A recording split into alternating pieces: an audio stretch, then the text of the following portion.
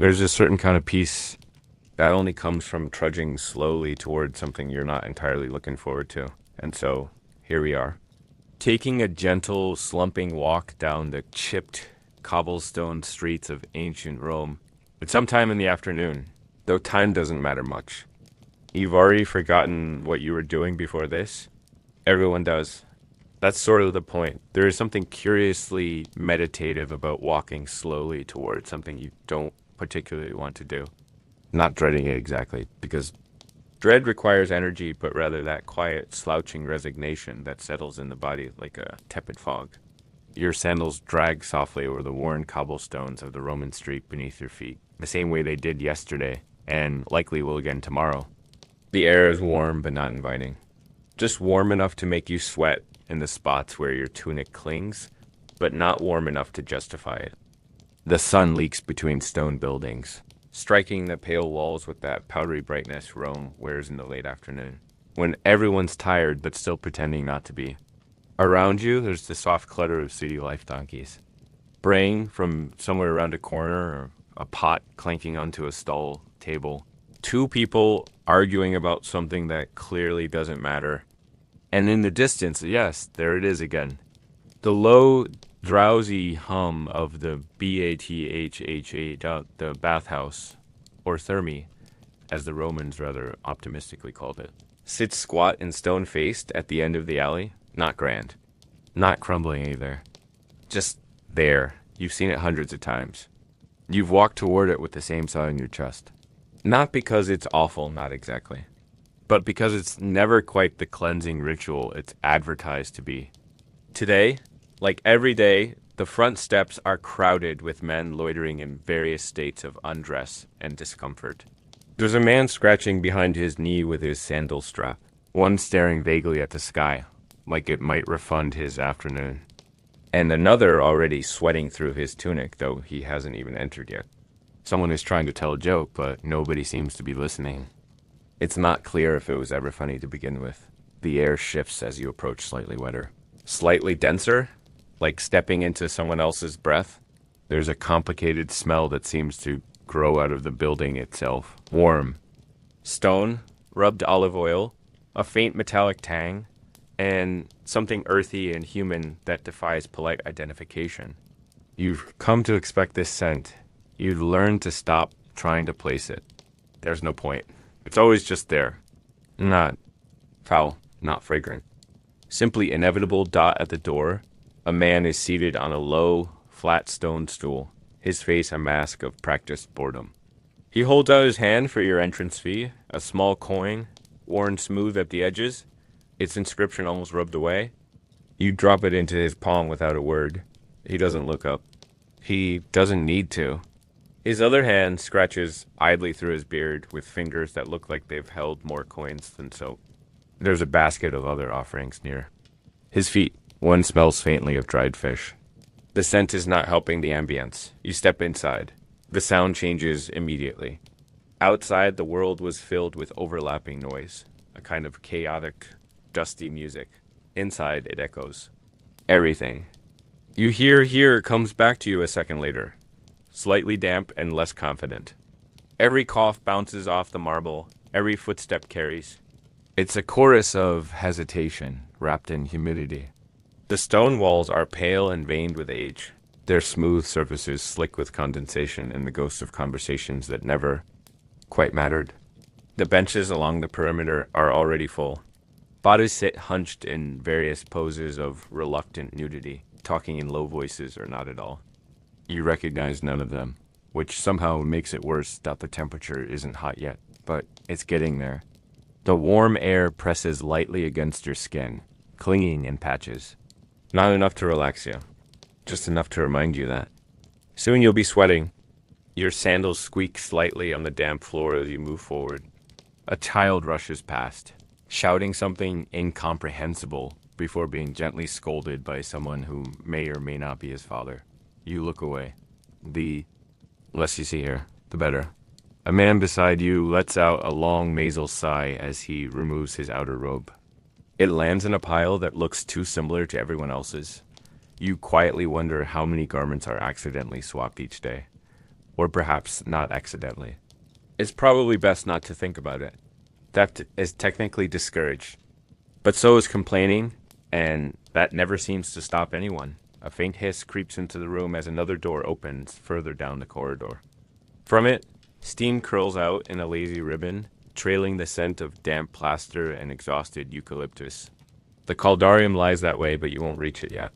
First, there's the apodyterium, the changing room, the place where you'll disrobe. Slowly, awkwardly, pretending not to care who's watching, pretending not to watch others. The prelude to cleansing, or something that pretends to be. Behind you, someone laughs a little too loudly. Ahead of you, someone coughs 3 times in quick succession. You try not to make eye contact with anyone. There is nothing more intimate and nothing more horrifying than locking eyes with a half-naked stranger in a room that smells faintly of garlic and regret. You take another slow step forward, letting your body accept the warm discomfort like an old tunic that never quite fits right. Your back itches in a place you cannot reach. Your sandals are already damp. You've been here 5 minutes and you're somehow both too hot and too cold. There's a kind of magic in that, though not the good kind. Still, you're here, you've paid, you've committed, you've entered. There's a certain Roman belief, a kind of national myth, really, that the baths are restorative, that they rejuvenate the body, sharpen the mind, cleanse the spirit. That somewhere between the lukewarm pools, the oily massages, and the communal sweating, there's healing. But mostly, what people seem to find is damp skin, awkward silences, and the dull ache of standing too long on cold stone. Still, you go. Everyone goes. Because not going is somehow worse. You tell yourself it's good for circulation, that it opens the pores, that the strigil will scrape away the fatigue of your week. But, deep down that you'll leave feeling not cleaner, just differently dirty, more aware of the parts of you that stick or ache or smell faintly of whatever was rubbed on the bench before you sat down. But that's for later. For now, you walk further in. One sandal squeaks. No one looks. The noise is absorbed by the DMP echoing walls. It is a noise that has been made 1,000 times before, and will be made 1,000 times again. You are inside the BATH8OUSE dot. You are one more person, damp with anticipation and mild resentment, walking slowly toward ritualized discomfort in the name of cleanliness. You've paid the man with the beard and the expressionless stare. And now, without great enthusiasm or urgency, you find yourself slowly entering the next phase of your journey into public hygiene. The apodyterium, or more plainly, the changing room, calling it a room, is generous, really. It's more of a chamber, windowless and echoing, with high stone walls that seem to breathe dampness. There are no partitions, no curtains, and certainly no privacy. Just benches carved into the walls, arranged like weary spectators around the center of the space. The floor is polished stone, not for elegance, but because so many bare feet have walked across it, day after day, century after century, wearing it down until it gleams with a sort of reluctant smoothness. It's never dry, it's never warm, it's just slightly slick. The kind of slickness that keeps you thinking about your balance. Not enough to slip, just enough to remind you that you could. You pause. Not because you want to, but because everyone does. Just before undressing, there's always that small hesitation. Not dramatic, just a subtle slowing. A flicker of internal protest. The Roman changing room was a space where dozens of men, every day, stripped down in unison. Not with celebration or even confidence, but with the air of people quietly resigning themselves to a mildly unpleasant but socially required step in the day. You scan the room for a spot somewhere to sit, or more accurately, somewhere to be not noticed. There is no such place. Everyone is already not noticing everyone else, which is the surest way to notice someone. You choose a bench and sit. It is cold. You expected this. But it's still cold in a way that makes you question whether a stone has a personality, and if so, whether it dislikes you. Your hand finds the knot of your belt. It resists slightly, as if reminding you that you tied it tighter this morning, thinking today would be different. But, of course, it isn't. Slowly, with a mixture of reluctance and choreography born from repetition, you begin to undress, tunic first, then the underlayers. You try not to overthink the process. Everyone is doing it. Everyone is pretending not to be doing it. A man to your left is humming.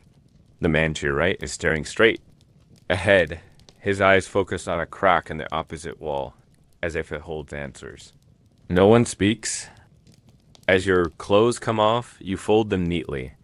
Not because you're tidy, but because you're afraid. Theft in the appetiterium was common enough to have become part of the architecture of the experience. Everyone knew someone who had their belt taken, their sandals, even their entire pile of clothes. Most bathhouses employed attendants, some slaves, some free to watch over belongings, but watch is perhaps an overstatement. They sat near the piles and looked vaguely in their direction. They had no real investment in your wardrobe survival. If you wanted to keep your things, you folded them as a kind of hopeful spell. Neat clothes, you thought, might be less appealing to thieves, or at least more noticeable when missing. You place your belt on top, then your sandals, and you try not to glance back at them too often. The room is filled with the quiet rustling of fabric. The occasional cough, the soft clink of jewelry being removed. Some men carry small pouches. They place them beneath their sandals.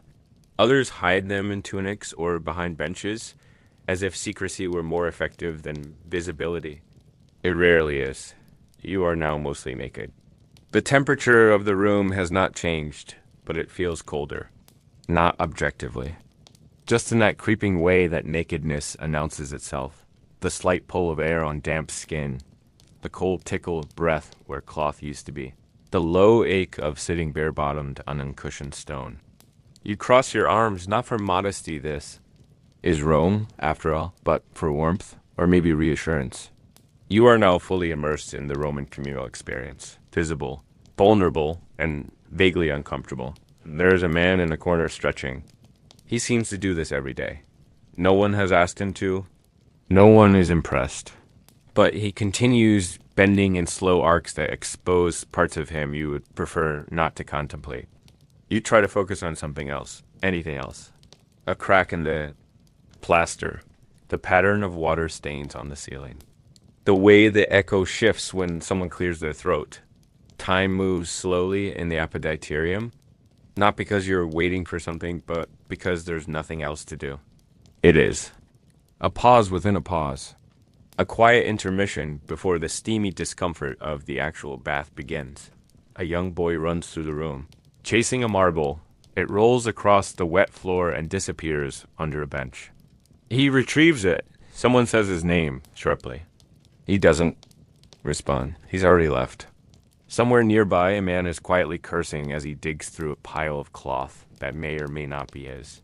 You consider offering help, but you don't. No one does that occasionally. There's eye contact. Never sustained. Always accidental.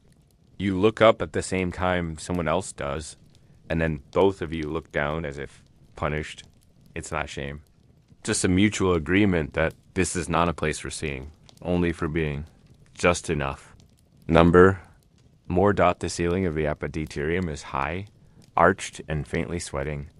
Condensation gathers where warm air meets cooler stone and drips at irregular intervals onto the floor. You notice a tiny puddle just near your foot. You think about moving your foot, but then you don't. It doesn't really matter. Eventually, someone speaks. A comment about the crowd today. Busier than usual. Someone else hums in agreement. But the conversation ends there. No one here wants to talk. Talking invites attention. And attention is the last thing anyone wants when they're halfway between clothed. And wet dot you consider your pile of clothes again. Still there, still looking folded. You feel a small illogical pride, as if you've accomplished something. As if your careful placement has protected them with the force of your intention alone. A door opens. Steam drifts in. The warm room waits on the other side. The tepidarum, a kind of purgatory of moist, mildly uncomfortable warmth. The changing room is not behind you yet. But the next step is in front of you. You stand. Slowly, your joints complain. But only in whispers. You do not look back at your clothing. You folded it. You've done your part. What happens now is out of your hands. Literally dot and sew.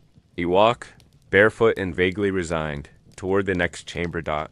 And now, having surrendered your clothes and your pride in the changing room, you shuffle forward barefoot, vaguely damp, and gently suspicious of the stone beneath your toes into the tepidarium, the warm room, not hot, not cold, just warm, in the most indecisive way possible. The air here is heavy with moisture, but hesitant with heat, like a bath drawn an hour ago and forgotten. It wraps around you not like a blanket, but more like a lukewarm towel someone else used first. The door behind you closes with a dull sound, and the softest of echoes drifts through the curved ceiling.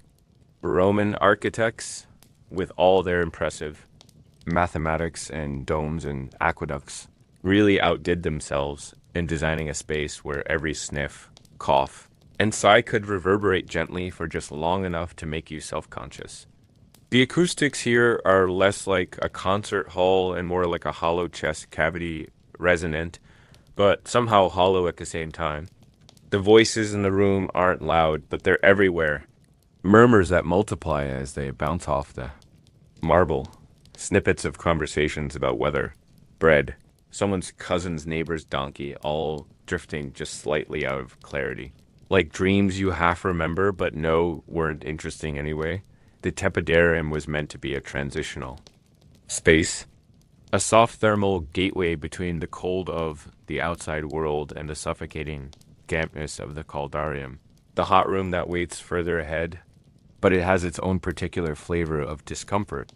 The benches lining the walls are smooth stone, always slightly too cold when you sit down, and then somehow too hot the moment after, like a surface that holds resentment. The Romans had a genius heating system called the hypocaust, an underfloor furnace that sent warmth whispering up through the stone. It was innovative, yes. Comfortable, no. The warmth is uneven, confused. One buttock warms, while the other remains. Chilly. One foot sweats, the other contemplates frostbite. You find a place to sit. Not because you want to, but because everyone else already has, and standing makes you stand out. The man beside you is glistening. Not with water, but with oil. Either he's come straight from a massage or he's simply over-enthusiastic. He doesn't acknowledge you. You don't acknowledge him. That's the agreement. That's the rhythm. Sit. Stare forward. Speak only if absolutely necessary, and even then, keep your voice low. Like a secret no one actually wants to hear. The room smells faintly of heated bodies and stale olive oil. There is something woody beneath it. Perhaps. The scent of the fire under the floors, or perhaps it's just someone's sandalwood ointment worn down by too many uses. The air is thick. Not oppressively so, but enough to feel like you're breathing through someone else's bathwater. Your skin starts to prickle, not quite sweating, not quite dry, just damp. Bramang damp. The kind that sits on you and makes. No decision. The tepidarium is often thought of as the most relaxing room. It is not.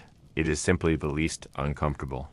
It's the place where people come to ease into the experience of being too warm in the company of too many other half-naked strangers. There's a kind of reluctant stillness in the room. People don't move much. No one wants to shift because shifting means your skin will re-stick to the bench in a different place. And once you've finally stopped sweating enough to sit still, you don't want to ruin it. Some people close their eyes, not to meditate, just to avoid making eye contact. Others whisper, their voices drifting like steam, saying very little of consequence. Someone near the doorway is massaging their calf with what appears to be the back of a spoon. It's not a standard tool, but no one comments. Someone else is slowly cracking each knuckle with the solemnity of a priest. Another man exhales dramatically. Every 30 seconds, as though trying to convince himself and everyone around him that this is relaxing. It isn't, but it's too quiet to say so, out loud. You shift slightly. The bench makes a noise it shouldn't make. You pretend it didn't. Everyone else pretends they didn't hear it. This is how public peace is maintained in the tepidarium. Through mutual denial and shared discomfort. The walls are painted with faded frescoes, naked gods lounging among faded clouds, vines curling with unnatural symmetry.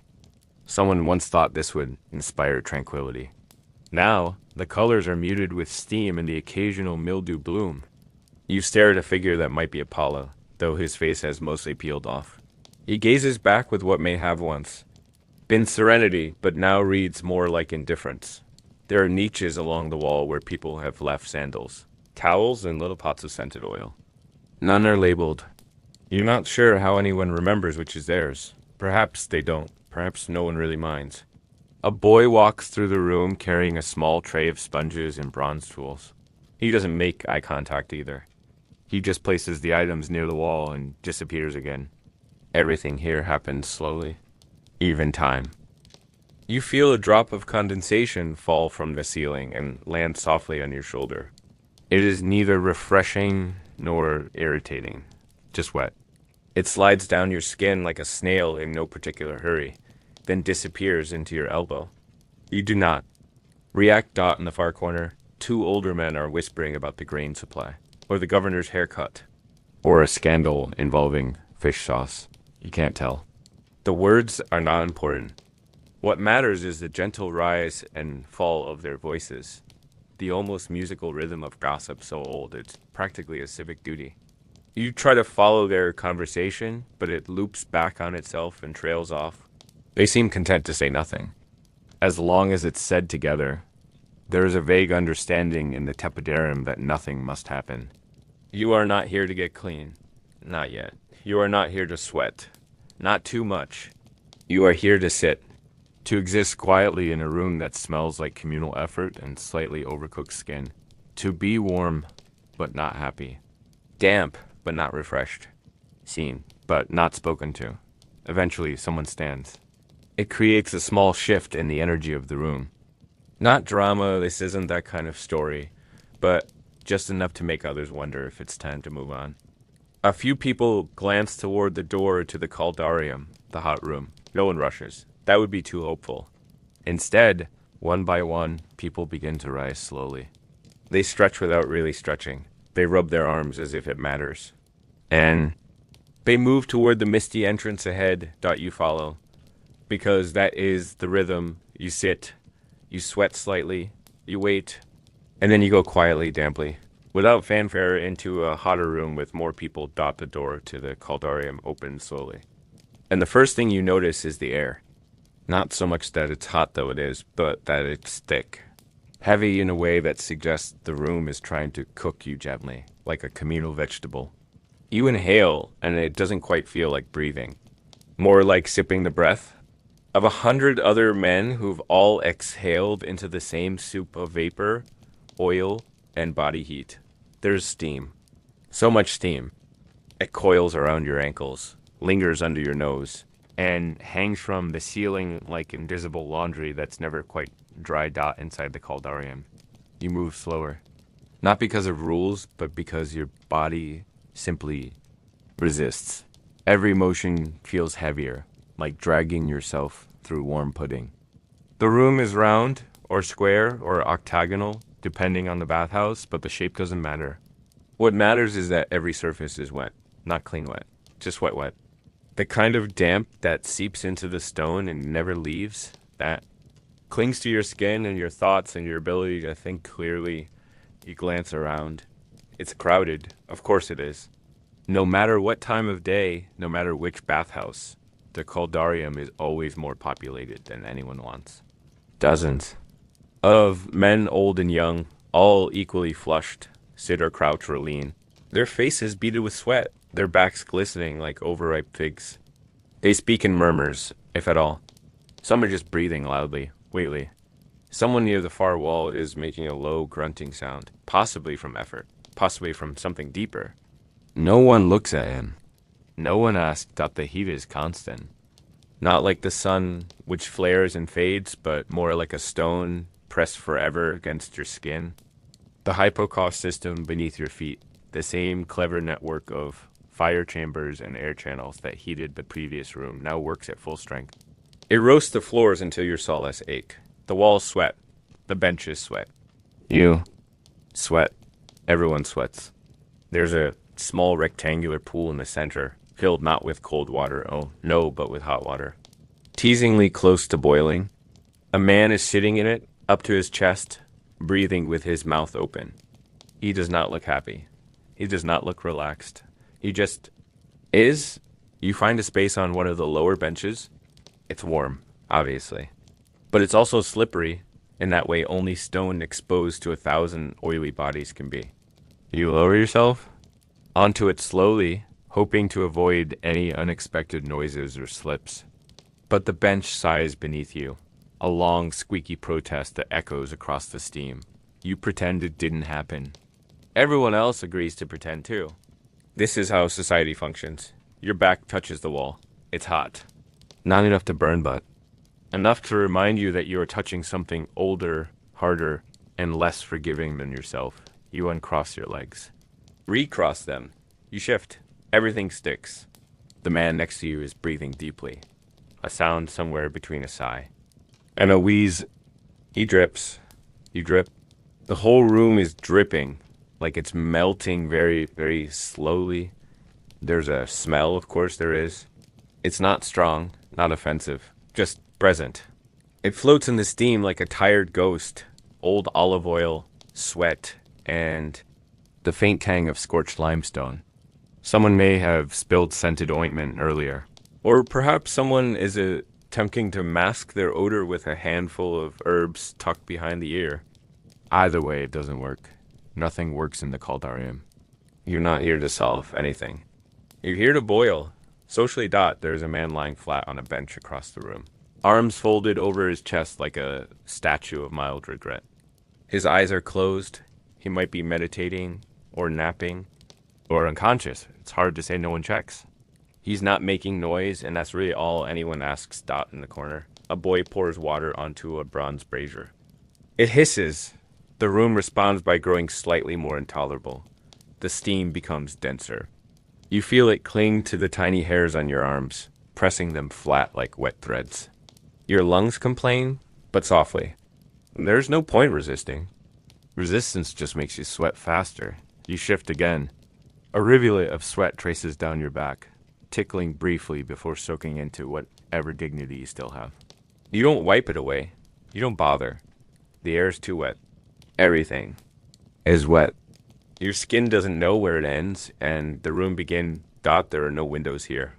Just small gaps near the ceiling to let some of the steam escape, but it never really escapes. It lingers. Hangs. Settles. Your thoughts do the same. You try to remember what you were thinking about before you came in. You can't. The Kaldarium takes thoughts and cooks them until they're soft and shapeless. Time passes strangely here. It might have been 5 minutes. It might have been half an hour. No one keeps track. There are no clocks. Just the slow deterioration of your will to remain seated. Someone stands. His foot slips slightly, but he catches himself. He coughs. It echoes softly. He walks toward the door leading out to the frigidarium, the cold plunge. A few other men glance up. They seem to be considering it, the cold water, the shock, the clean shock. But no one moves yet. It's a commitment. You feel like standing. You do not stand. You sit. You boil gently. Like a root vegetable in the soup of the Empire. Eventually, your skin feels tired of being skin. Your thoughts are soft and wilted. You are as the Romans intended. Ready for the cold. The next phase. The plunge. But you'll stay just a moment longer. Because moving means touching more surfaces. And for now, the heat has wrapped you like a damp shroud. And you simply exist. You've spent too long in the hot room. The Kaldarium has worked its strange Roman magic. Your thoughts are soft now. Your limbs have the floppy heaviness of dough left too long to rise. There is no real reason to leave, except for the small but growing idea that if you don't get out soon, you may never get out at all. And so you stand, slowly, carefully. Sticky skin peels gently from stone. One foot after the other, you move still, sweating, still dazed through the mist and into a corridor that leads to a colder place.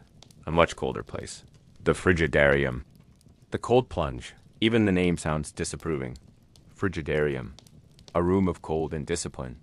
The exact opposite of everything you've just experienced. No more heat. No more steam. No more soft, wet murmuring. Just cold air and colder water. And the faint but unmistakable feeling that you're about to regret this. You push open the wooden door. The room greets you with silence. Not real silence, of course. This is Rome, after all. There are always people. But the frigidarium is quieter. Colder air does that. It hushes voices. Freezes conversations and dot inside. You find a plunge pool. It is rectangular, sunken, lined with stone, worn smooth by decades, centuries of hesitant feet. The water is still and dark. Not dark from depth. These pools aren't that deep, but from use. From the way oil and sweat and ambition cling. To water that was probably fresh once. Probably it might have been refilled this morning. Or maybe yesterday. There's no way to know. And no one ever asks the cold hits you before you even touch the pool. It comes for your ankles first, like a suspicious breeze. Then your chest as you exhale. The air here is sharp and mean. It pricks your skin and says, "Are you sure about this?" You are not. But you step forward anyway. There are others already in the water. Of course there are. No part of this bathhouse is ever truly empty.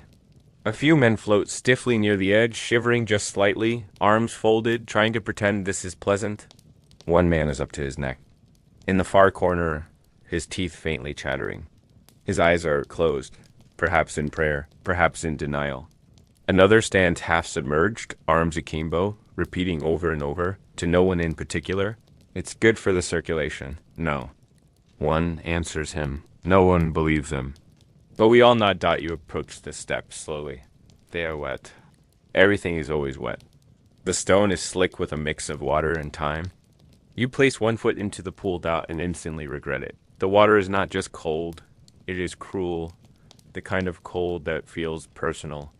That seems designed not only to cleanse but to punish. Your foot recoils slightly, but there's no turning back. The room is watching you now, not directly, but sideways, through half-lidded eyes, pretending not to care. You cannot leave without losing. Something so you go and one step. Then another. A sharp breath. A whispered curse. Then the water is up to your thighs, and you are no longer human. You are a trembling relic of your former self, a monument to poor decisions. The final step brings the water to your chest. And for a moment, you do not breathe at all. Everything tightens. Your skin, your muscles, even your thoughts shrink inward, retreating from the cold. You stand there, submerged, blinking slowly. The only sound is the faint ripple of water and the barely audible noise of other men trying not to panic. You try to remember why you're doing this.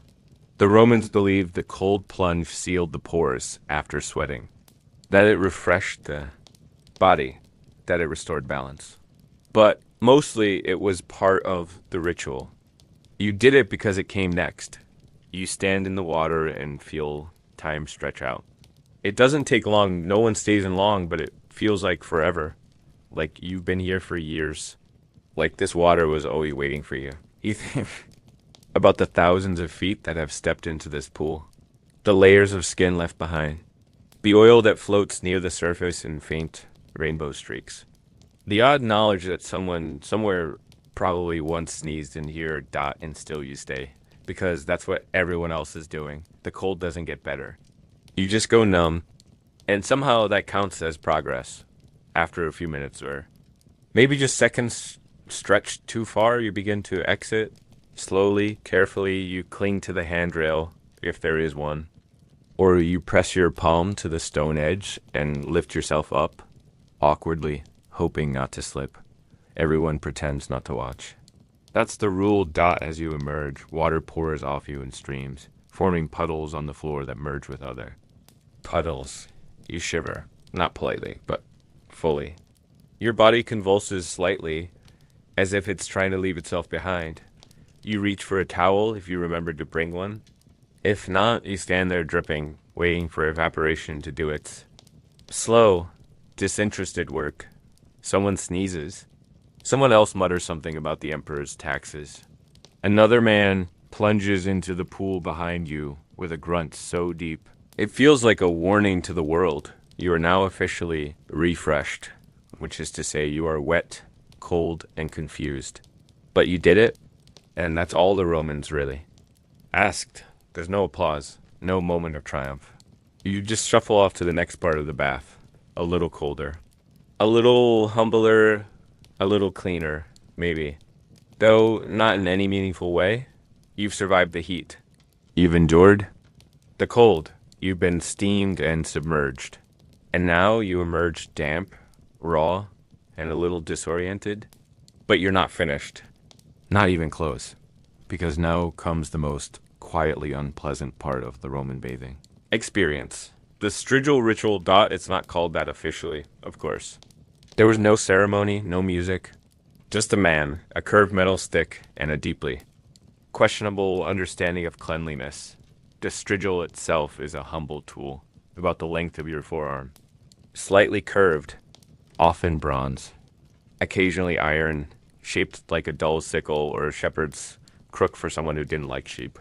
It wasn't designed to cut. It wasn't supposed to hurt, though. Sometimes it did.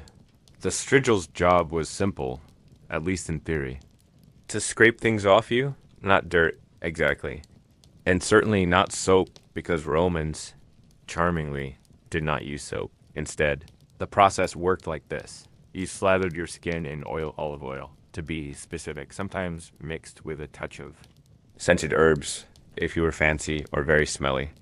Then you sat down, or crouched, or stood awkwardly in a corner, and either you scraped yourself, or you had someone else do it for you. A bath attendant, perhaps, or a slave, or a friend, or a stranger you hope wouldn't talk too much. And then slowly, rhythmically, uncomfortably, the scraping began. The strigil dragged across your skin in smooth, shallow arcs.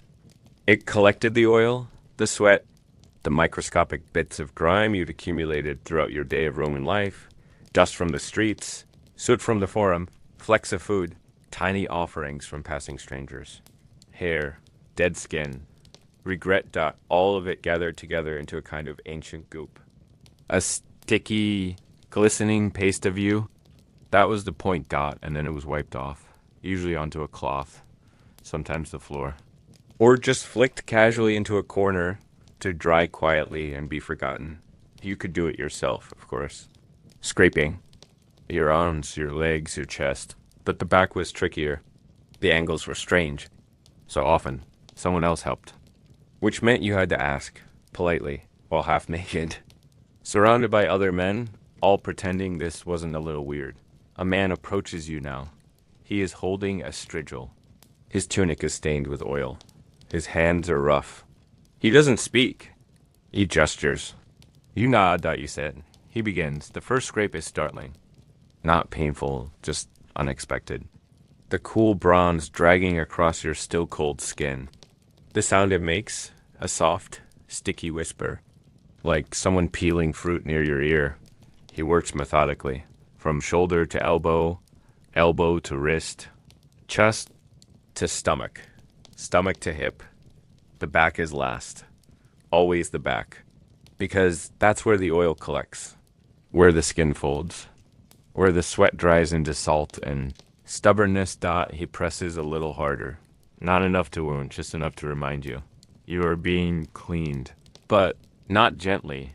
The strigil pulls away ribbons of oil that glisten faintly in the sunlight filtering through the small windows. You try not to think about what's in those ribbons, what memories your skin has been carrying, what fragments of the outside world are being removed and added to the growing puddle at your feet. And still, you don't feel clean. That's the thing. No matter how thoroughly you're scraped, no matter how many passes, how many swipes, how many oily coils are peeled away, you remain vaguely coated, not dirty, exactly, but not fresh either. You feel thinner somehow, like someone has sanded the surface of you, but left the core untouched. He finishes. He nods, you nod back. He moves on to the next bather, and you sit there glistening faintly, slightly raw. The air touches your skin differently now. Every breeze feels intrusive. Every movement reveals a new layer of sensitivity. The strigil has left its mark, not as a wound, but as a whisper. You reach for a cloth. You dab at the remaining oil. You do not wipe, it would only smear it further. You pat, like a person trying not to offend their own pores, nearby another man who's being scraped. He winces. The sound of bronze on skin echoes softly in the high dome chamber. Scrape, flick, pause, scrape again. Someone sneezes. Someone sighs. A slave walks past with a bucket of water and dumps it across the floor, sweeping the slick remnants of 30 men's skin toward a grate that almost certainly clogs every other day. You sit a while longer. You consider lying down. But the benches are oily now, and your body is tacky. So you simply stay seated. Still, there is a kind of peace in it, not comfort, not satisfaction, but the quiet knowledge that this step is done. The scraping is over. You are, in the Roman sense, clean, which is to say, damp, lightly bruised, still smelly, but in a more acceptable way. The strigil ritual is not something you look forward to, nor is it something you avoid. It is simply what happens. A step in the slow, slightly annoying ladder of Roman hygiene. One more moment in the long, unremarkable process of being human in a very public space that it's hard to say exactly when it starts. The gossip, the whispering, the soft hissing sounds of people pretending not to speak while making sure you hear every word. But at some point, after the strigil has done its work and your skin still feels questionably sticky, you become aware of it. A current in the air, a murmur beneath the hum of dripping water and distant footsteps. Gossip is the true steam of the Roman bathhouse hut. Invisible, always moving, and somehow clinging to everything. It isn't shrouded. Not here. Not in the baths. That would be uncivilized.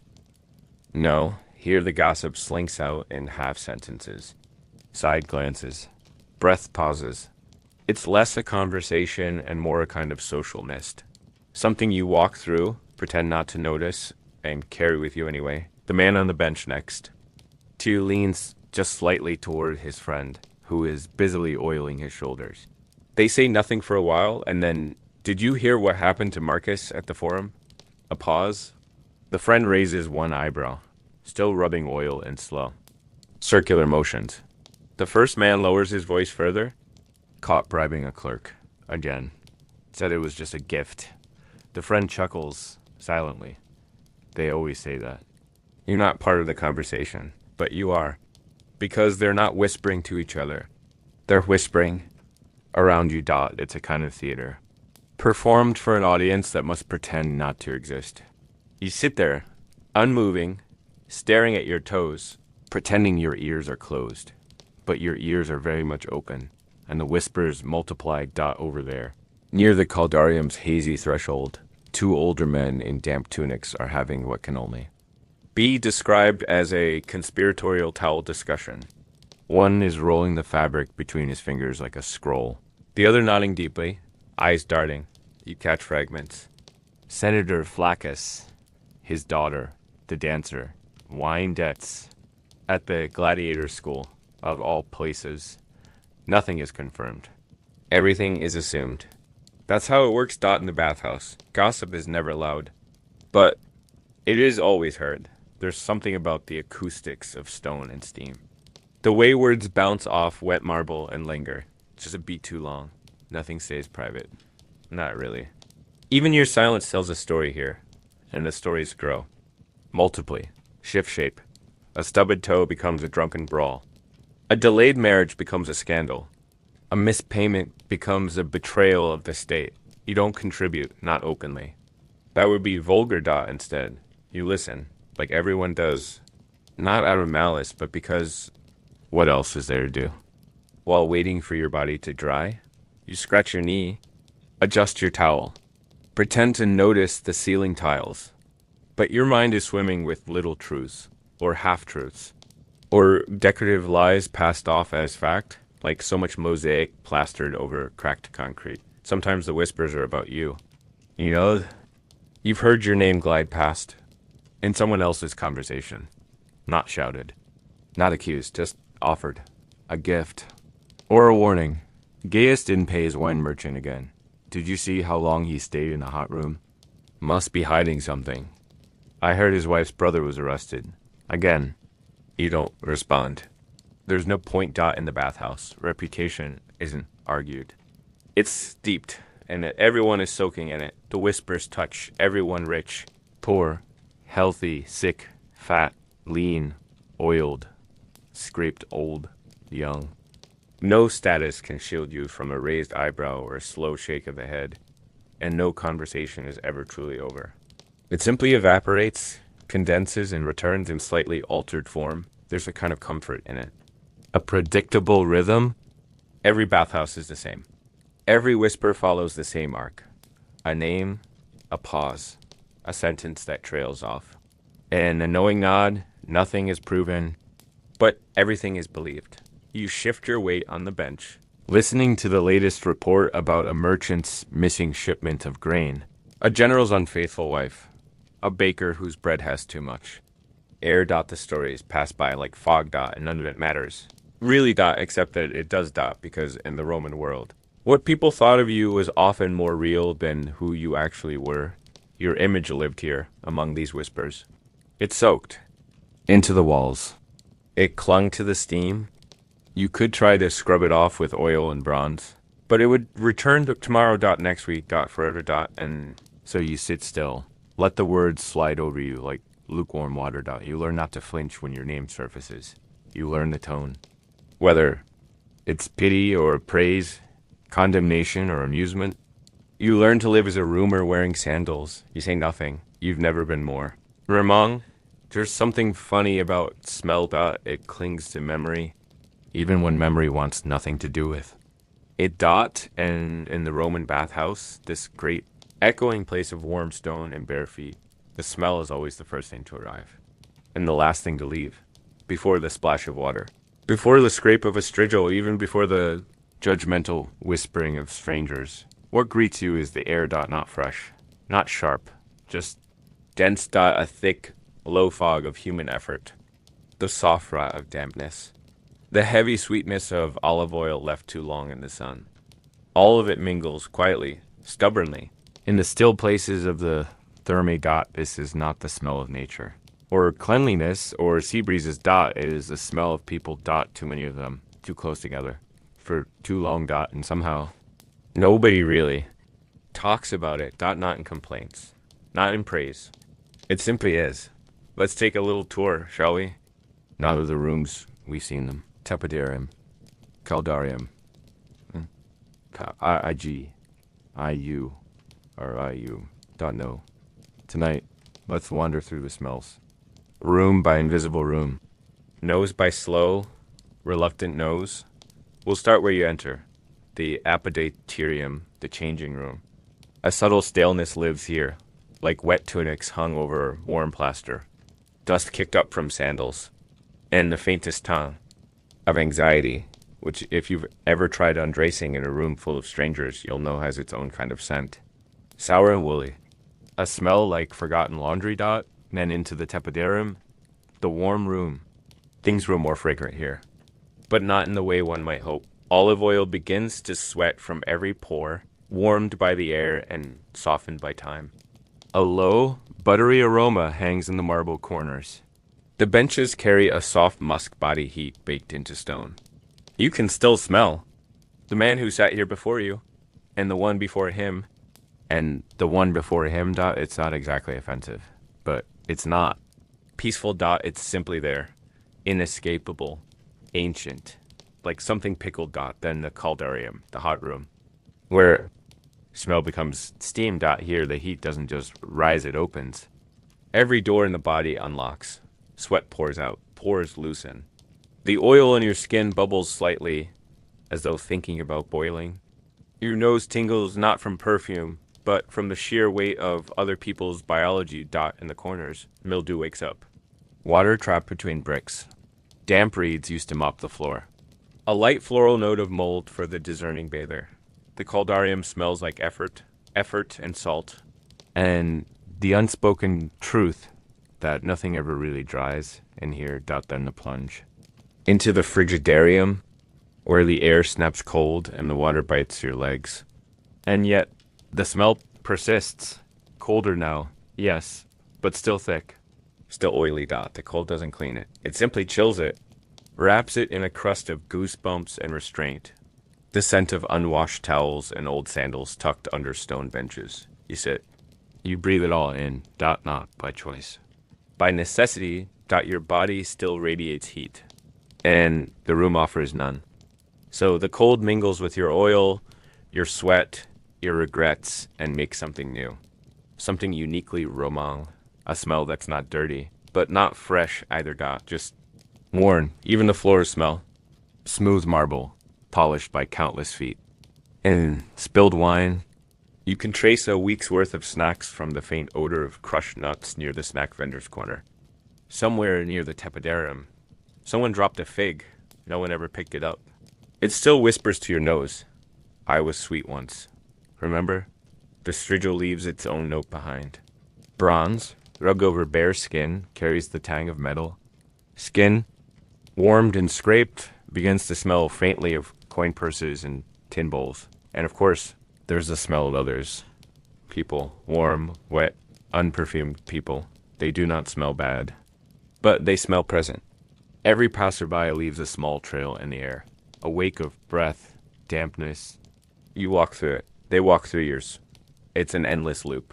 A communal scent track, built layer by layer, until the entire bath is saturated with the echo of bodies. Occasionally, someone will wear a bit of perfume. A rare luxury. Just a hint of cinnamon or myrrh behind the ear, where it mixes bravely with the salt. And damp wool, but it never lasts. The bath overpowers it. The bath always overpowers.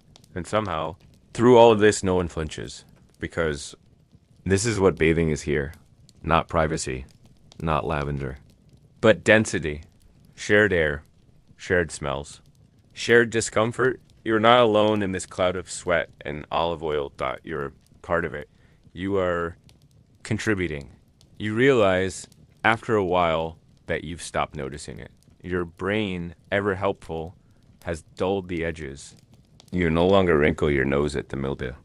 You no longer notice the faint aroma of unwashed linen. It's just bathing. Now, it's how things smell when nothing is. Truly clean. And there's a strange peace in that, because when nothing smells fresh, you no longer have to strive for it. You simply accept the haze and let it settle around you. It's easy. When wandering through marble corridors warmed by steam and olive oil, to forget that none of this happened on its own. The floors don't heat themselves. The water doesn't boil just because someone wished it would. And that bucket of oily sweat you left behind in the caldarium, it didn't vanish. It was shoveled away. By someone. The Roman bathhouse was, above all, a system, carefully constructed, tirelessly maintained, and powered like much of Roman society by those who would never be thanked. The slave, the invisible backbone of comfort. They were always there, though you rarely looked at them. Perhaps a boy passed by as you reclined, collecting used strigils in a wooden tray. Or maybe you heard a quiet grunt from behind the furnace wall, where someone stoked the fire that warmed a hypocaust. You didn't ask his name. You didn't need to. But tonight, in this slow hour before sleep, let us wander behind the walls into the warm, dark corners where the real work happened. Let us pause in the quiet shadow where the steam begins. It starts. With the fire, the hypocaust, Rome's underfloor heating system, was a marvel of ancient engineering. But like all marvels, it needed fuel. Constant fuel. Endless crackling, ash-producing fuel. That job fell to the furnace slaves, the stoker boys, and fire tenders. Young, silent figures in soot-covered tunics, bent over piles of firewood, always sweating, always blinking through smoke. Their world was beneath yours, literally. They worked under the floors you walked on, crawling through. Narrow passages lined with hot bricks, feeding wood into roaring mouths of fire. They didn't get to bathe. They didn't relax in a tepidarum. They didn't whisper gossip into steam dot. They just shoveled and hauled and burned. The air was thick in those furnace halls. Not with perfume or body odor, but with ash and heat. Smoke that clawed at the lungs. Darkness lit only by flickering orange. Their fingers cracked from dryness. Their hair smelled of burned pine, and still the coals needed turning. Because above them, you wanted your bath slightly warmer today, Dot, and then there were the floor. Scrubbers, Dot, after hundreds of wet. Sandy, half-naked citizens had tramped through every room. The floors became less than pristine. Oily puddles, bits of bread. Unidentifiable foot grease. Someone had to clean that Dot quiet boys with stiff brushes and woven cloth. Some used vinegar to cut through the film of sweat. Others just splashed more water, hoping dilution would hide the smell. They knelt. They scrubbed. They were stepped around but rarely spoken to. You might have looked at one once and thought, he should be faster, but you didn't say it. That would have been rude. You were relaxing. Dot above all, there were the attendants, those who interacted most closely with the bathers. They carried cowls, held sandals, scraped oil off strangers' backs, helped older men to their feet, listened patiently as someone described a sore elbow for the fourth time. They had to smile. They had to pretend it wasn't humiliating. There's something particularly wrong about that, being scraped. Cleaned by someone who doesn't have the right to bathe themselves, Dot, it was called service. But it was also survival, Dot, and sometimes it blurred even further. Wealthy patrons brought their own slaves, body servants who stood by the walls. Arms folded, eyes lowered, waiting to be beckoned. Waiting to be told to oil a shoulder or kneel to buckle a sandal. They did nothing unless asked. They did everything when ordered. Dot, imagine standing in a steam-filled room for hours, just in case your master needed help turning around. Dot, warm. Not relaxing. Dot, just humid anticipation. Sometimes, in moments of thoughtlessness, bathers might offer a leftover fig to a floor scrubber, or toss a copper coin near the feet of an attendant. These gestures were not kindness. They were routine. Tiny flickers of acknowledgement. No more meaningful than nod to a passing cat, because in the Roman world, slaves weren't people. Not. Officially, they were property. Tools that breathed. And yet, without them, the baths would have been nothing. Dot, no heat. No clean water, no scrapebacks, no towels, no illusion of peace. Dot, it's strange how much work went into creating the appearance of leisure. How much labor was buried beneath those gleaming walls. That was Rome, a civilization built on invisible effort, on footsteps that left no sound, on hands that worked in silence. Even today, archaeologists find bones near bathhouse furnaces, not always buried. Sometimes just left there. Men and boys who stoked the fire so long. They never left the smoke. Dot, no statue was built for them.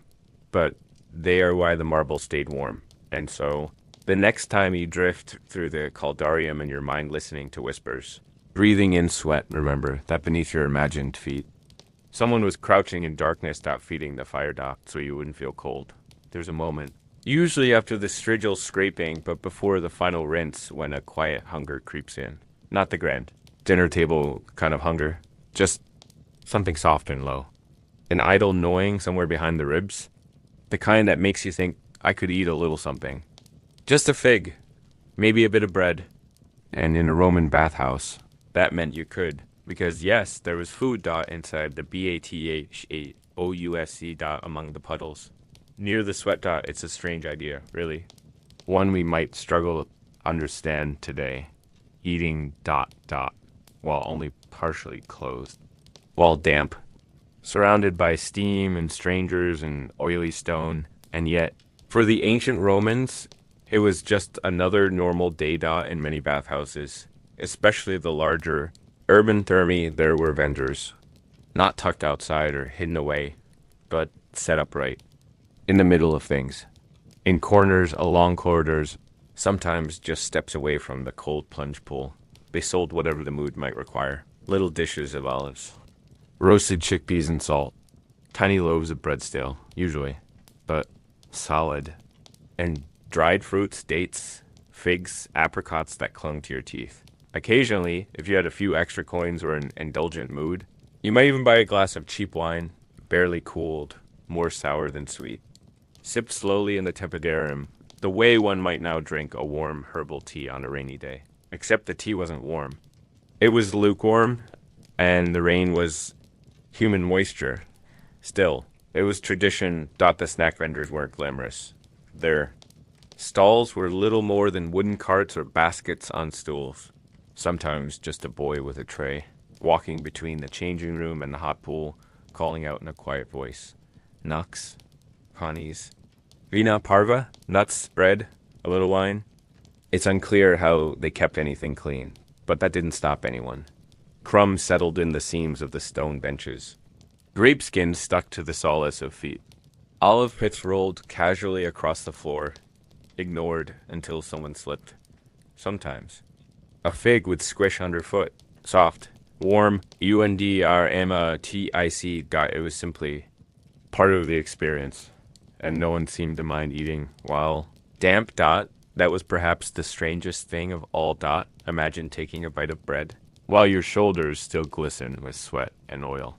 Imagine chewing slowly while your knees press against the warm marble, still slick from the CALDARUM. Imagine lifting a salted fig to your lips, only for your fingers to leave tiny wet smudges on the skin.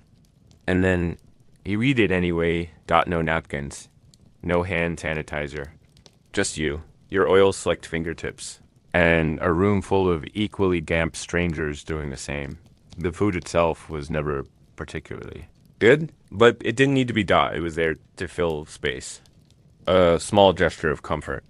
A chewy distraction from the endless cycle of sweating, scraping, plunging, and sitting, and maybe that was enough. Some people brought their own food, of course, wrapped in cloth, tucked into small baskets.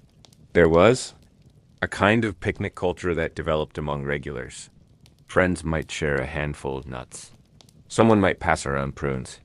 The kind of bonding that feels meaningful in the moment and forgettable. The moment you leave. And there were always those who ate too much. A man in the tepidarium slumped on a bench, trying to finish a loaf that had no business being eaten in one sitting.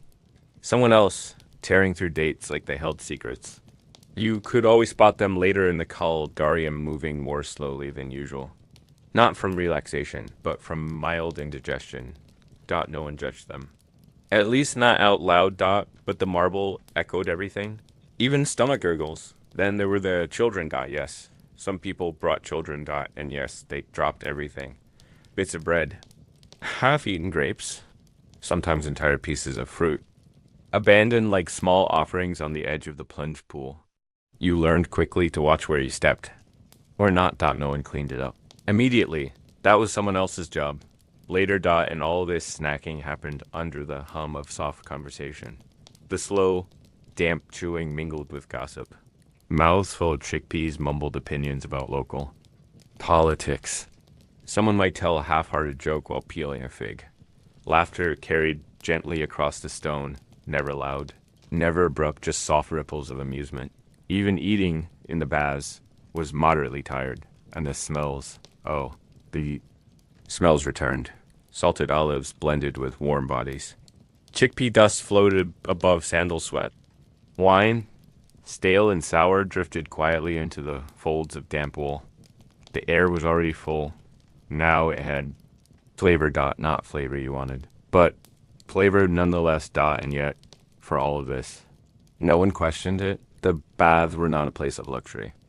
They were not even truly a place of comfort. They were a routine, a necessity. And sometimes in that strange communal murk, you got a snack. Not because you deserved it.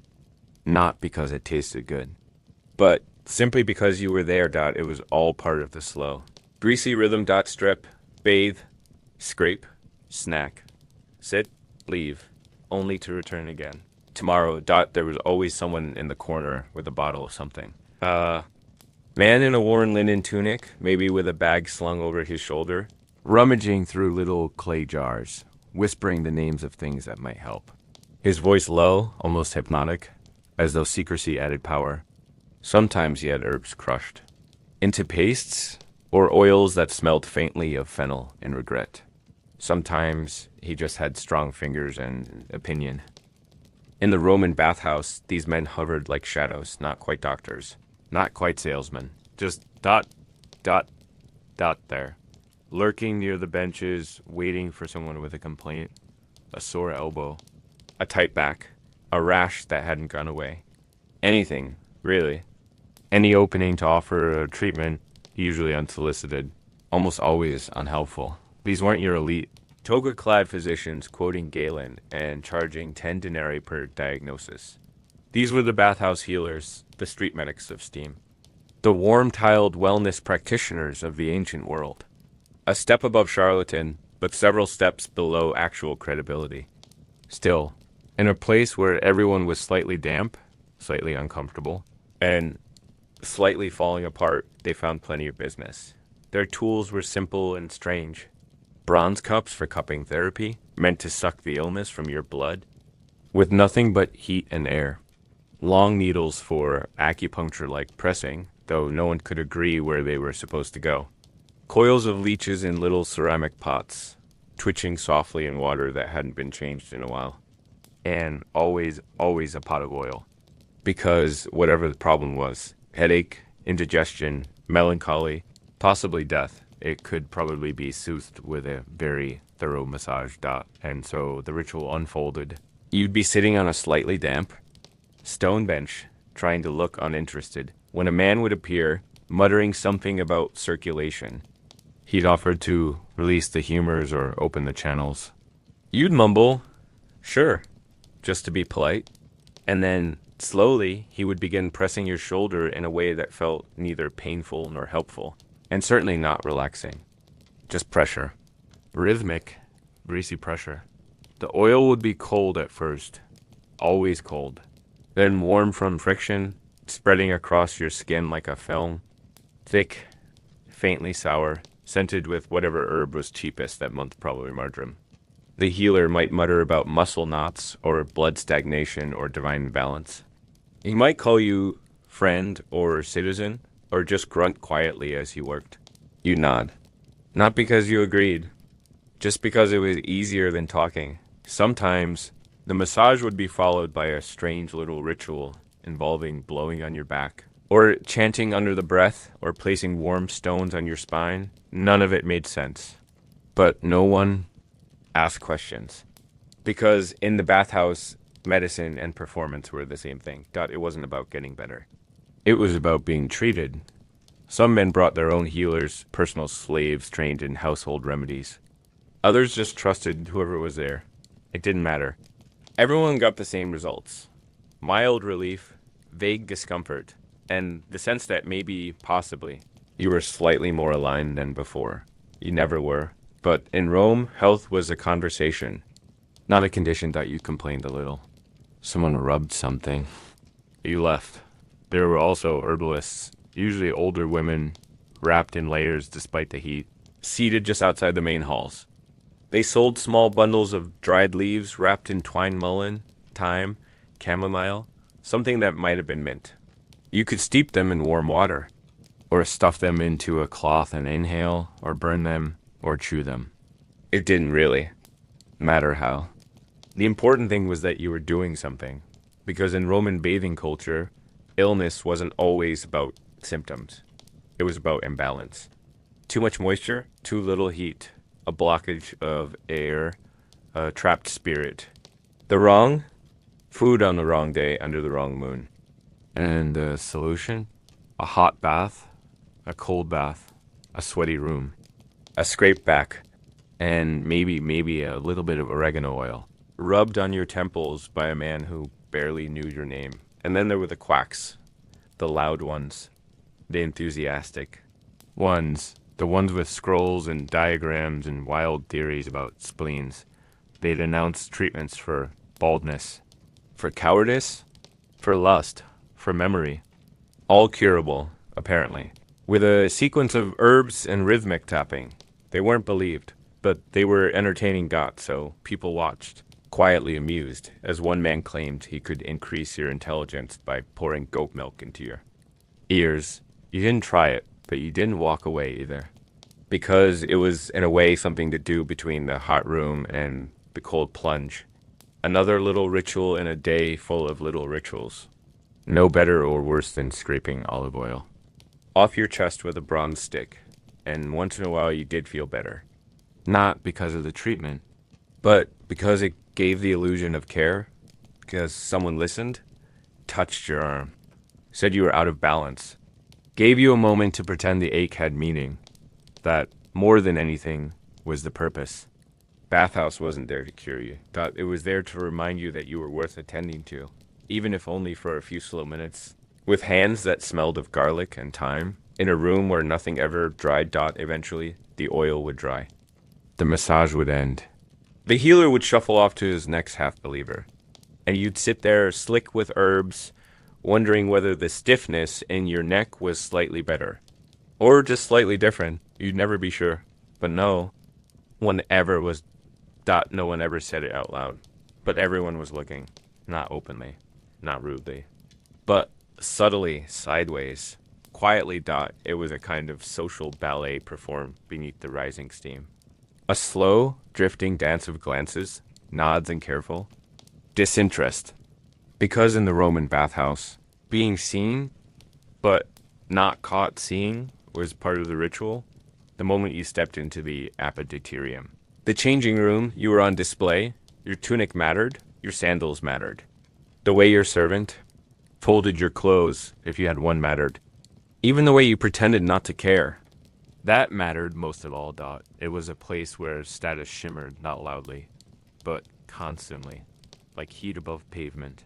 Always just visible. A bracelet here, a ring there, a slightly newer wool wrap, a coin offered casually to a bath attendant, who then bowed just a little too low. These weren't performances of wealth. They were whispers of it. Small signals sent out into the steam, hoping they'd land on someone who was paying just enough attention to notice, but not enough to admit they were watching. And of course, you were watching too. Everyone was, even while trying not to slip on whetstone, or wiping olive oil from your ribs, or politely trying to avoid the man humming to himself in the corner you were watching. You always were. Who had more muscle this week? Who looked slightly ill? Who was getting older?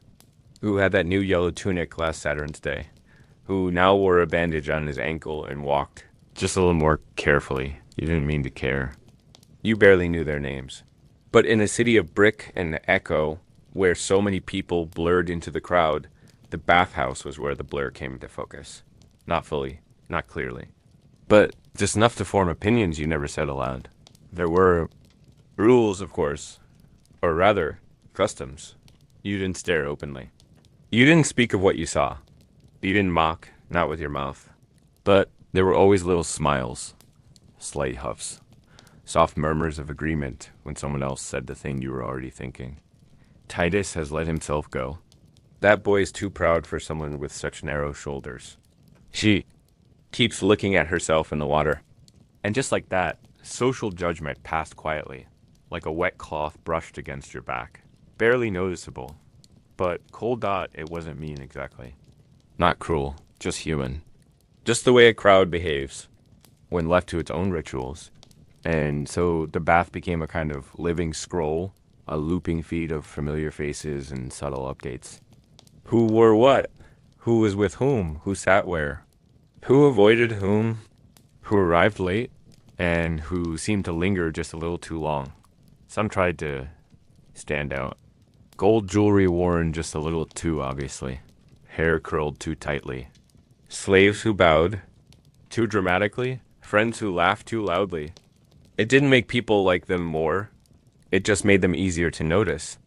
And being noticed in Rome was sometimes the closest thing to success. Others preferred to fade, to sit quietly, to nod politely, to bathe, scrape, eat a fig, and leave without anyone ever saying their name. It didn't work. Even those who tried to disappear became part of the feed. The man who never looked up, the woman who always wore gray, the merchant who arrived just before dusk and never spoke to anyone. We knew them, or thought we did, because even silence becomes a kind of signal dot in all of this. The glances, the jewelry, The whispered judgments happened in a room full of steam and sweat and wet hair. No mirrors, no walls, no privacy, just the echo of everyone else's choices, bouncing off the stone and back into your chest. You couldn't help but compare. Your thighs, your voice, your posture.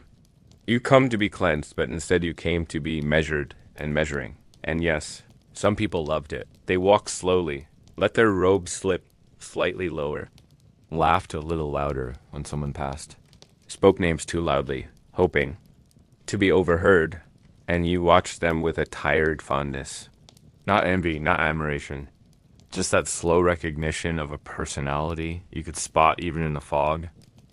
Others watched out of habit, a city boy's mother, a bricklayer's apprentice, an old widow from across the alley. The baths welcomed them all, and so did the feed. They entered the scroll without needing to speak. It was, in its own way, exhausting, because being watched, even subtly, takes something from you. It makes you think about your walk, your scent, the way your towel clings to your knees. You become a version of yourself that's meant to be perceived. And in that quiet, waterlogged performance, rest becomes nearly impossible. You sit in the tepidarium trying to think of nothing, and instead you think about how you must look trying to think of nothing. And you wonder if the person across from you thinks you're sad, or aloof, or just very clean. And then, just when you start to forget the performance, someone passes by with a new robe, or freshly curled hair, or a too loud laugh, and it begins again. The scroll refreshes. You scroll with your eyes. You file it all away in the soft, judgmental corners of your memory. And soon, without ever planning to, you begin thinking about what you'll wear next time, or how you'll sit, or whether anyone noticed the scratch on your ankle, or how you might be seen just a little more favorably next Saturn's Day. And somehow, that's all part of it. The Roman baths weren't just about heat or aching muscles. They were about belonging. And to belong, you had to be watched. And to be watched, you had to be watchable, which meant even the act of doing nothing became a kind of performance. The bathhouse never emptied when you thought it would. Evening arrived slowly, like a curtain being drawn by someone, in no particular hurry. The sunlight slanted through the high windows of the thermi, touching the wet stone with that honey gold warmth that made everything look softer, but not cleaner. The air stayed thick, damp, and faintly sour, as always.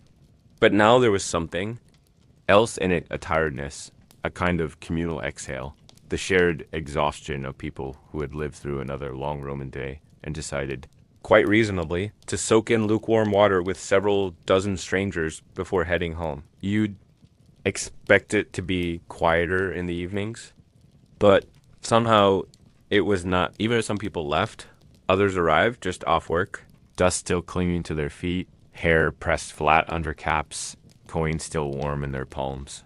They filtered in slowly, in pairs or threes, their voices low, and their movements sluggish. These weren't the midday loungers, the ones who came for hours of sweating, gossip, and ritual scraping. No, the evening bathers came for a kind of half-hearted cleansing, a weary rinse more out of habit than hope. And they brought with them a hum not loud, but constant, like the buzz of a marketplace just before closing. The bathhouse swelled again, not with energy, but with density. Bade's breath. The sound of water sloshing as someone entered too quickly or left without drying off. The stone benches, still damp from the day's procession of thighs and elbows, now had new occupants. Some leaned forward, elbows on knees, eyes half shut, not from peace, but from exhaustion. Others murmured softly, too tired for real conversation, but unwilling to sit in silence. The walls, already lined with the memory of hundreds of voices, soaked in a few more. A complaint about bread prices, a quiet joke about someone's sandals, a whisper about a senator's daughter seen where she shouldn't have been. The gossip didn't stop just because the sun was going down. It just moved more slowly now, like syrup sliding down a warm plate. Somewhere in the background, the bathhouse staff, those unsung slaves who fed the fire and cleared the sweat-stained towels, kept working, quietly, invisibly. They stirred. The embers beneath the caldarium fetched more water for the frigidarium, refilled the little oil pots that no one ever fully emptied. They did not stop just because the bathers were tired. If anything, the evening was harder.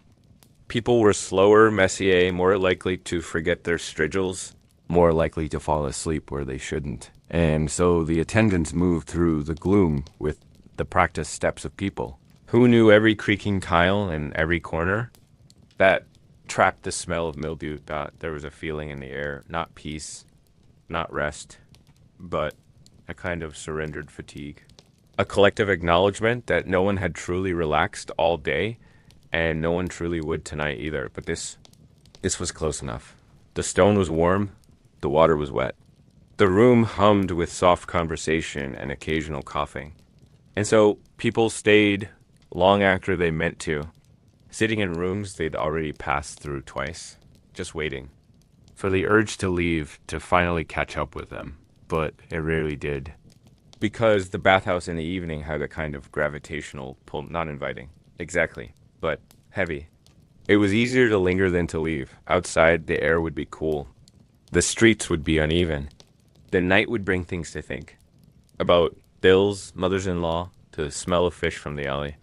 But in here, all those thoughts were muffled by steam and sweat and the sound of another body sliding into the pool a little too quickly. There were always those who tried to make conversation at this hour-old men who hadn't spoken to anyone all day, or young men too eager to talk about themselves. But mostly people listened more than they spoke. Even the marble walls seemed to lean in a little, the way old houses do when too many secrets have been told inside them. You could feel them pressing gently, reminding you of all the other evenings. Just like this. Because that's the thing, they were all like this. Same rooms, same stones, same smells, same complaints. The evening crowd was not new. It was simply the continuation of every evening crowd before it. And that was oddly comforting. You'd sit there, knees damp, towel askew, wondering if you were cleaner now than when you arrived. You weren't, but that wasn't the point. Number one came to be clean. Not really. They came to be washed by routine, to be smoothed by sameness, to share space without intimacy, to let the day dissolve, not entirely, but just enough to face tomorrow. Eventually, someone would sigh, stand up, slowly, and begin the ritual of leaving, drying themselves too quickly, searching for their sandals, muttering about a robe that had clearly been moved by someone else's careless servant. And once one person stood, a few more would follow, not right away, but gradually. Like waves pulling back from shore, the bathhouse would not empty all at once. It would simply thin. The crowd would soften, the voices would settle into a whisper, and the staff would begin mopping again, pretending they hadn't already done this twice before. And you'd stay for a few more minutes. Just long enough to pretend this was the part where it finally felt good that never really did. Eventually, someone would say it quietly, like a confession they didn't quite want to admit. I suppose we should go. And with that small surrender, the slow and soggy ritual of leaving the bathhouse would begin. It didn't happen all at once, of course. In the thermi, nothing ever really happened quickly. Movements had inertia. A man might stand up, hesitate, sigh, then sit again for no particular reason except that it felt like too much effort to do anything else. But eventually, inevitably, people would start gathering their things, robes still damp, strigils misplaced, sandals half dried by the tepidarium heat, and now slightly curled at the toes. It was the hour of mild confusion, quiet sniffles, and wet footprints, left behind like soft, fading apologies. You shuffled back into the apodarium, the changing room, where the floor was still dotted with scattered belongings and uncertain piles of tunics that all looked more or less the same. There was no system, no hooks, no tidy cubbies, just benches and baskets, and the faint hope that your robe hadn't been mistaken for someone else's, because if it had, you'd likely never see it again. Theft was common, but never acknowledged. Just quiet glances and muttered shrugs, as if to say, it happens. Perhaps the gods needed it more. And so you'd rummage softly, politely, hoping not to disturb another half-naked stranger in the same position. Dressing again felt like a kind of regression. After all the heating and scraping and slathering, after all the bodily exposure and forced closeness, the act of putting your clothes back on felt strangely artificial, like slipping into someone else's costume. The wool clung to your still damp skin in ways that were neither warm nor cooling, and the air beneath your tunic prickled with leftover oil and regret. You'd towel off as best you could, with a cloth that had already absorbed far too much. From far too many, and you'd run a finger across your arm to see if the olive oil was truly gone. It never was. Not fully. It clung to the hollows behind your knees, the soft skin at the back of your neck, the creases of your elbows where sweat. And water had mingled into a strange, sticky sheen. You weren't dirty exactly, but you weren't quite clean either. You were bathed, and that was something else entirely.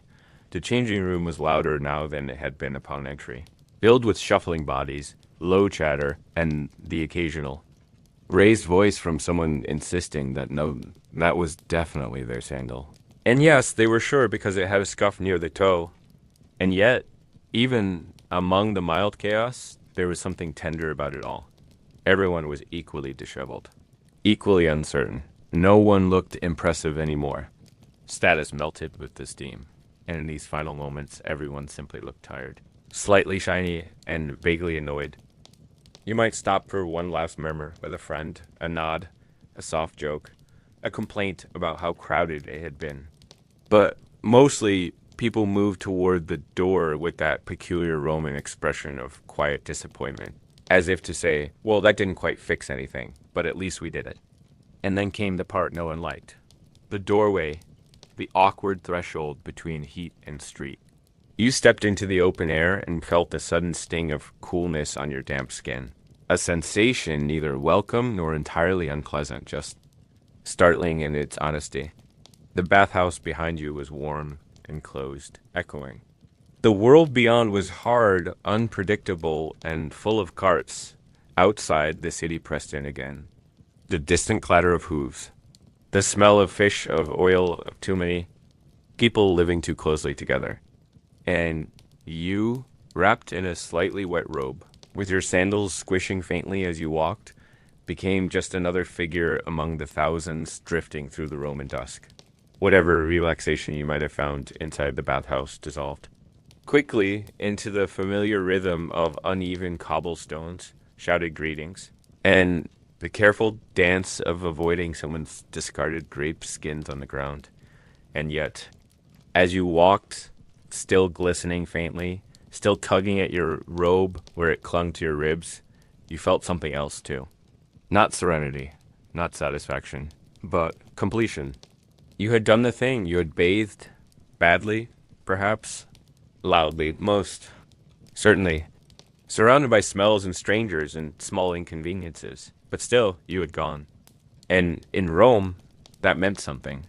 Not much, but enough. You stepped out of the bathhouse expecting to feel something different, cleaner, lighter, somehow changed.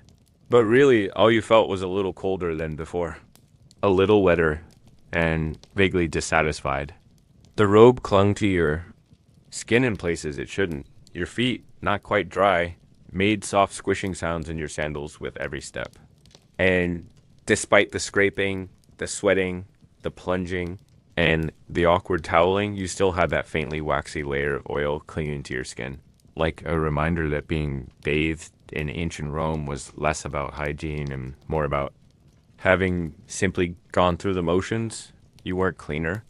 You were just more moist. The streets were no quieter than they'd been earlier. Rome didn't really sleep, not in any meaningful way. Even now, as dusk deepened into something darker, and the stars made their slow, fuzzy appearance over the clay rooftops, the city continued humming low, constant, and vaguely irritated.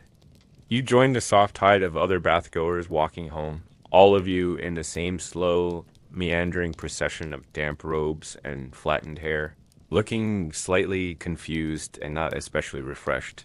A few people coughed into their sleeves. One man muttered to himself about the missing tassel, his belt. Someone else shouted briefly across the street, then forgot what they were yelling about. You kept walking, because that was what one did. Even if you didn't feel better, you had somewhere to be dot the cobblestones. Uneven and stubborn as always, seemed especially cruel beneath your post-bath feet. Each stone a little too sharp or a little too slippery, reminding you that the oil on your soles hadn't quite rubbed off, and the bathhouse's smooth floors had lied to you about how ready you were to walk again. You kept your balance as best you could, adjusting your gait without really thinking about it. Everyone else was doing the same, hitching up their robes slightly, stepping gingerly around puddles and trash, occasionally slowing to avoid a passing cart or a small herd of goats. The city did not wait for your bath-induced lethargy. The city never waited. It barely noticed, and the smells, oh, the smells, returned in full. There was a moment when you hoped the faintly citrus-scented oil from the bath might linger a little longer, might shield you from the familiar bouquet of city life. But no, the aroma of warm dung, old bread, burnt fish, and wet masonry flooded your senses once more. Rome had many virtues, but subtlety was never one of them. The bathhouse might have steamed your pores open, but now they were simply drinking. In the ambient stink of a city pressed too tightly together, sharing too much breath in too little space. Someone passed you chewing loudly on a fig? Another man stood urinating discreetly against a wall, one hand braced on the plaster as if to say, well, this is Rome, after all. And indeed it was. You passed the familiar landmarks of your evening. Root, the broken column where someone always sat to sell wilted herbs, the statue of a goddess no one remembered the name of, the tavern that always smelled like sour wine and unspoken regrets. You walked without urgency, without purpose, beyond the quiet need to be somewhere else. Home, maybe, or just not here. You scratched your shoulder absently where the oil had started to itch, then immediately regretted it. Everything felt vaguely damp and vaguely tight.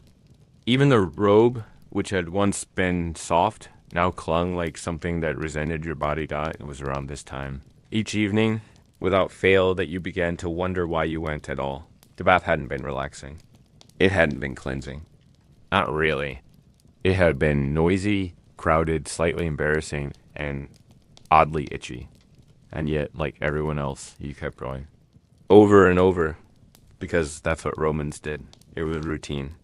Not because it worked, but because it was there. Like temple offerings or market haggling or grumbling about the price of wine. You didn't bathe to feel clean. You bathed to feel bathed. To take part in something ancient, sticky, and vaguely communal. To submit to a ritual that never really delivered on its promise, but at least it promised something dot as you turned. The last corner toward your home damp, a little chilled. Stomach now faintly growling from the missed snack you never quite remembered to buy you, past yet another bathhouse. A different one, smaller. Steam rising lazily from a half-open window. Voices drifting out in that same rhythmic, echoing pattern. Someone laughing too loudly. Someone else complaining about the temperature of the frigidarium. And for just a moment, you thought, maybe I'll try that one tomorrow. As if it might be different. Better, less crowded, less oily. As if one bathhouse might somehow be the one that finally made you feel clean. But you knew better. Still, you kept walking. The robe hangs by the door, still faintly damp from the night before. Your sandals flecked with dust and tiny pebbles from the street wait in their usual spot, and the strigil, that little curved piece of bronze meant to scrape away a day's worth of sweat, dust, and bad decisions, rests on the ledge like it always does, quiet, blunt, and deeply unimpressed. Nothing has changed. Not really. The bathhouse is still there, steaming faintly in the distance. The same marble halls, the same damp benches, the same communal awkwardness waiting for you. And like always, you'll go, not because you expect it to be good, but because it's there. Because that's what one does doubt the truth is. Bathing in Rome was never about bliss. It wasn't about purity or even health, not really. It was about rhythm. The kind of rhythm that makes time feel like it's moving even when it isn't. Wake, walk, bathe, grumble, eat, sleep, repeat. It was the slow drumbeat of sameness that soothed the Roman mind in a city that never truly quieted, never truly improved, never really cleaned up after itself. The bath wasn't escape. It was an obligation, a mild, messy, slightly uncomfortable obligation, wrapped in the illusion of leisure. You didn't go because it made you feel better. You went because not going would have felt off, and maybe in some strange way, that's where the comfort lived, in the sameness, in knowing that nothing would surprise you.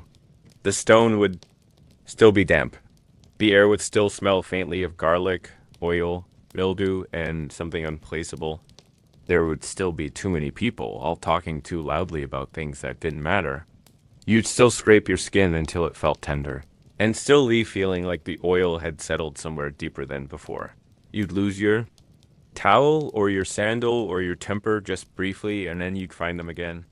Or you wouldn't. And either way, it would still be fine. No one in the bathhouse ever looked particularly happy. That wasn't the point. They looked busy. They looked damp. They looked like people who were trying faintly to feel something like relief, but mostly settling for completion. For having gone through the motions, for ticking the box. You could spend hours sweating beside a stranger who said nothing to you and still feel that you shared something. Not intimacy, not even familiarity, just a quiet, oily alignment. You had both participated in the great Roman pastime of ritual inconvenience, and for that you were the same dot, and when you left robe sticking to the small of your back hair, re-dampening in the humid air outside, you didn't reflect. You didn't bask in post-bath glow. You just walked. Back to your apartment, your stall, your mat, your borrowed room. You didn't sleep better. You didn't smell better. You simply moved one day further along the unchanging groove of life in a city too old and too full to offer comfort. And tomorrow, you'd do it again. Not because it worked, but because nothing else did either. And at least this had benches. Perhaps that's why the Romans kept doing it. Why the emperors built massive thermae while the aqueducts collapsed around them. Why men with aching backs and chapped feet still paid their few remaining coins to sit and steam beside other equally unwashed souls. Not because they believed in cleansing, but because they believed in repetition, in showing up, in sitting still while time moved around them like tepid water in a crowded pool. And so, tomorrow you'll go again. You'll wake with skin still faintly tacky from yesterday's oil. You'll stretch, sigh, and put on your robe, which never quite dries. You'll grab your sandals and your strigil and walk the same cracked street toward the same slowly steaming doorway. Someone will greet you. Someone will cut in line. Someone will complain about the heat. And you'll nod and shuffle forward and pay the fee. Because the Ramang bath never needed to be enjoyable. It only needed to be there. Thank you for joining us for this long, damp, slightly disappointing journey through the world of Roman baths. You've made it through the crowds, the strigils, the gossip, the warm benches, the oily shoulders, and the soft smell of old feet and older marble. And now you can rest. Just like the Romans, you've done your duty. Not with joy and not with regret. Just with repetition. So close your eyes. The steam will be there tomorrow, and I'll see you again. In another dull, overlong corner of boring history for sleep. Good night.